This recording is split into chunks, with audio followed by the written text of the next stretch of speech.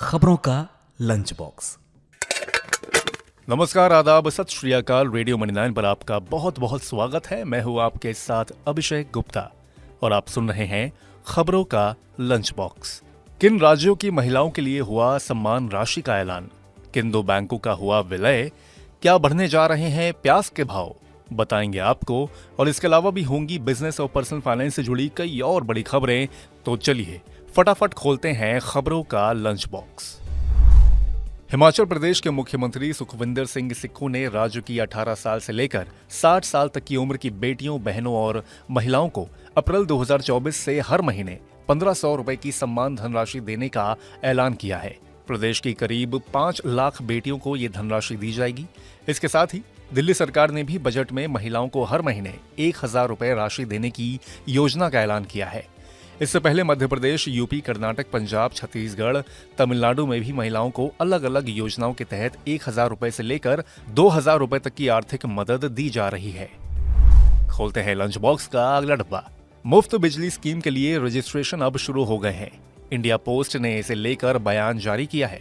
Domestic consumers के लिए प्रधानमंत्री की रूफटॉप सोलर स्कीम को बढ़ावा देने के लिए इंडिया पोस्ट ने कहा कि इच्छुक उपभोक्ता स्कीम के लिए रजिस्ट्रेशन करने और सब्सिडियरी लेने के बारे में जानने के लिए नजदीकी पोस्ट ऑफिस से कांटेक्ट कर सकते हैं। कर्नाटक पोस्टल सर्कल में डाक कर्मचारियों ने प्रधानमंत्री सूर्य घर मुफ्त बिजली योजना के तहत रजिस्ट्रेशन करने के लिए विलिंग फैमिलीज का रजिस्ट्रेशन करना शुरू कर दिया है। लोग डाकघरों, ग्राम डाक सेवकों के पास रजिस्ट्रेशन करा सकते हैं या डाक कर्मियों से कांटेक्ट कर सकते हैं जो इसके लिए घर घर सर्वे कर रहे हैं। 2 बैंकों का विलय हो गया है। जी हां, एयू स्मॉल फाइनेंस बैंक और फिनकेयर स्मॉल फाइनेंस बैंक के मर्जर को आरबीआई ने मंजूरी दे दी है। इसके बाद 1 अप्रैल 2024 से फिनकेयर की सभी ब्रांच एयू एसएफबी के नाम से काम करेंगी। इस फैसले से प्राइवेट सेक्टर के एयू स्मॉल फाइनेंस बैंक की स्थिति और मजबूत हो जाएगी। विलय को सीसीआई से पहले ही मंजूरी मिल चुकी है। अब लंच बॉक्स के अगले डब्बे में इंटरनेट बैंकिंग से जुड़ी खबर है। इंटरनेट बैंकिंग में बड़ा बदलाव आने वाला है। रिजर्व बैंक ऑफ इंडिया ने इंटरनेट बैंकिंग में इंटर ऑपरेबल पेमेंट सिस्टम लाने को मंजूरी दे दी है। आरबीआई गवर्नर शक्तिकांत दास ने सोमवार को कहा कि हमने NPCI Bharat bill pay limited यानी कि एनबीबीएल को इंटर ऑपरेबल सिस्टम को लागू करने की मंजूरी दे दी है। इस सिस्टम के लागू होने से मर्चेंट्स को काफी आसानी होगी।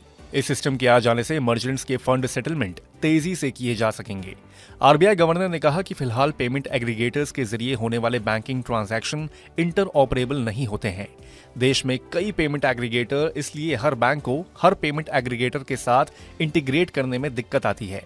देश में कॉमन पेमेंट सिस्टम न होने के चलते और ऐसे ट्रांजैक्शन के नियमों की कमी के चलते मर्चेंट्स को पेमेंट रिसीट्स में देरी होती है। शक्तिकांत दास ने कहा कि इंटर ऑपरेबल पेमेंट सिस्टम के चलते सेटलमेंट के रिस्क भी कम किए जा सकेंगे। अब लंच बॉक्स के अगले डब्बे में है प्याज। देश में कुछ समय से प्याज के दाम स्टेबल थे, लेकिन बीते हफ्ते से प्याज के रेट भी बढ़ने शुरू हो गए हैं। दरअसल केंद्र सरकार ने प्याज के एक्सपोर्ट को लेकर बड़ा फैसला किया है। सरकार ने नेशनल कोऑपरेटिव एक्सपोर्ट्स लिमिटेड यानी कि एनसीईएल के जरिए यूनाइटेड अरब अमीरात और बांग्लादेश को 64,400 टन प्याज के निर्यात को लेकर मंजूरी दे दी है। इस फैसले के तहत 50,000 टन बांग्लादेश को निर्यात किया जाएगा, जबकि 14,400 टन प्याज का एक्सपोर्ट यूएई को किया जाएगा। केंद्र सरकार की ओर से इसके लिए वाणिज्य मंत्रालय ने नोटिफिकेशन भी जारी किया है और इसका असर मंडी में भी दिखने लगा है। दिल्ली की आजादपुर मंडी में प्याज के रेट में इजाफा देखा गया है। जो प्याज 16 से 24 रुपए प्रति किलो के दायरे में मिल रहा था, वो इस शनिवार से आजादपुर मंडी में 17 से 27 रुपए प्रति किलो के भाव पर बिकने लगा है। आगे भी इसकी कीमतों में तेजी आने की पूरी आशंका बताई जा रही है। अब लंच बॉक्स के अगले डब्बे में किसानों से जुड़ी बढ़िया खबर है। किसान अब रजिस्टर्ड गोदामों में रखे अपने उत्पादों पर लोन ले सकेंगे। केंद्रीय खाद्य और उपभोक्ता मामलों के मंत्री पीयूष गोयल ने ऐसे लोन की सुविधा देने वाला डिजिटल प्लेटफॉर्म लॉन्च किया है। उन्होंने कहा कि इससे किसानों की आय बढ़ने और एग्रीकल्चर को और अट्रैक्टिव बनाने में मदद मिलेगी। डिजिटल प्लेटफॉर्म ई किसान उपज निधि लॉन्च करते समय केंद्रीय मंत्री ने कहा कि warehousing development and regulatory authority यानी कि WDRA के पास रजिस्टर्ड गोदामों में रखे उत्पादों पर किसानों को बैंक से कर्ज की सुविधा मिलेगी। उन्होंने कहा कि किसानों को बिना कुछ गिरवी रखे 7% की ब्याज दर पर आसानी से लोन मिल सकेगा। इसी के साथ हम लोग आ गए हैं लंच बॉक्स के आखिरी डब्बे में। आरबीआई ने आईआईएफएल फाइनेंस पर गोल्ड लोन देने पर रोक लगा दी है। ये रोक गोल्ड लोन डिसबर्समेंट करने पर लगाई गई है। कंपनी गोल्ड लोन पोर्टफोलियो के अलावा दूसरे कारोबार कर सकती है। दरअसल कंपनी के गोल्ड लोन पोर्टफोलियो में नियमों का उल्लंघन किया गया है। पोर्टफोलियो में सुपरवाइजरी गड़बड़ियां पाई गई हैं। लोन टू वैल्यू रेशियो में नियमों का उल्लंघन किया गया है। कंपनी के कामकाज का स्पेशल ऑडिट होगा। ऑडिट के बाद ही लगाए गए प्रतिबंधों की समीक्षा होगी। तो इसी के साथ बंद करते हैं खबरों के लंच बॉक्स को। उम्मीद है कि इसमें पेश की गई खबरें आपको पसंद आई होंगी।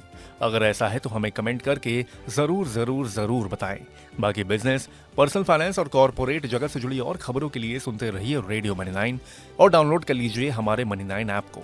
हमेशा की तरह मैं हूं आपके साथ अभिषेक गुप्ता। अभी लेता हूं विदा। धन्यवाद। खबरों का लंच बॉक्स।